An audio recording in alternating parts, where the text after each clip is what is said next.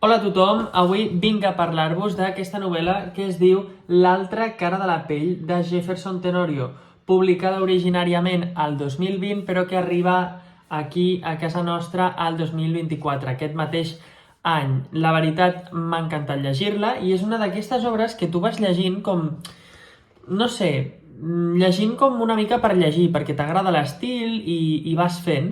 I hi ha algun element que t'enganxa, que no saps realment què és, però és com una essència que té el llibre que et fa que tu vulguis saber-ne més. I crec que he de dir que al final és molt bo. O sigui, m'ha agradat moltíssim. Crec que ha fet...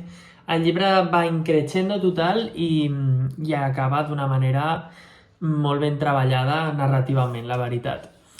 Què dir? Que aquí trobarem una història que ens parlarà de racisme, però no ho fa com a monotemàtic, sinó que el racisme és un taló de fons que veiem en el context del Brasil, en concret al sud, a Porto Alegre.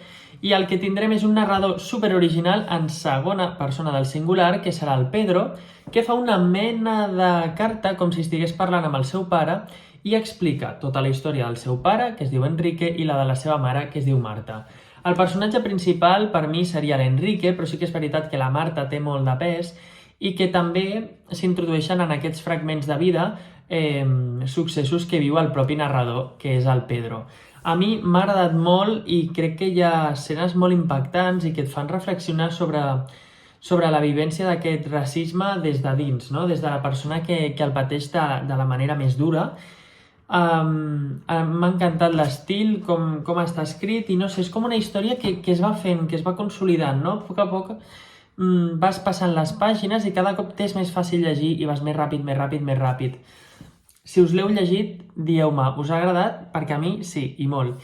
I no sé, sí, només em queda donar les gràcies a l'Agulla Daurada, que me'l va enviar i ha sigut un gran encert, o sigui, boníssim, boníssim, m'ha encantat. Així que estic contentíssim i ja està, us deixo en pau, que tingueu un molt bon dia i que llegiu l'altra cara de la pell.